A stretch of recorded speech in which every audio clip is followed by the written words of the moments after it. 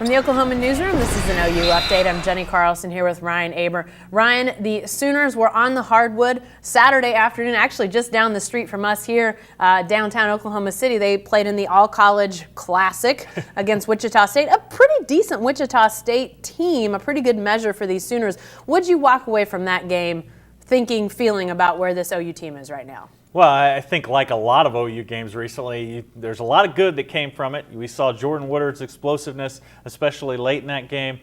We saw some other guys that played really well at times, but there was the bad, not being able to close out. Once again, they built a lead. Once again, it went away from them.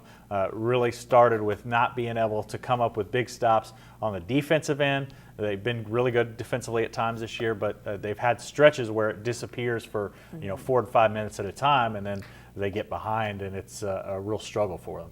Where do they need to get more? Is it defensive? Is it offensive? Where are those? Now that we've got a sort of a longer track record of games this season, do you see an area where it's obvious maybe this is the deficit right now? Yeah, I think to me, they need to get more from Kadeem Lattin on the inside. Lattin had been so good defensively the last couple years, showed some early offensive pop, especially with his mid-range game, able to step away from the basket a little bit, make things happen. That's really gone away, and they don't need him necessarily to score a lot, but they need to be able to run the ball through the post and create offense that way.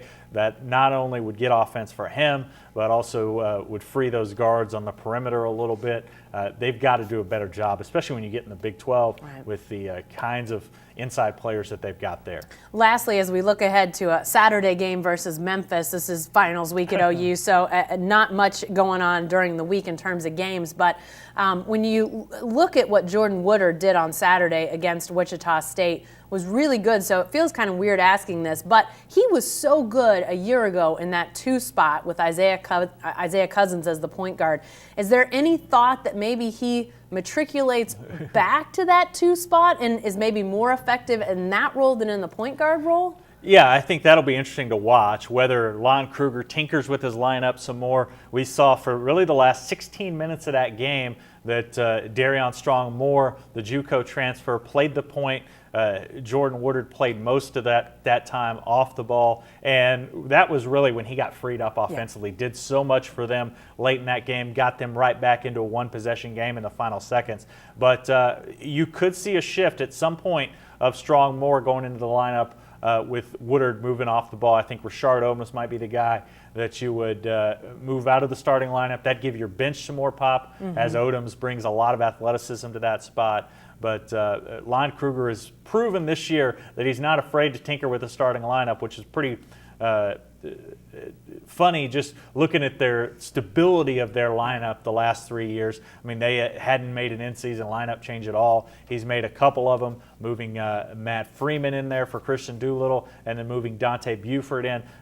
Buford's actually played some pretty good minutes there at that spot, but Kruger, I imagine, will be making some more adjustments here, especially as Big 12 play gets closer. All right, and Memphis, a Saturday morning tip-off down in Norman. The Sooners opened last year at Memphis.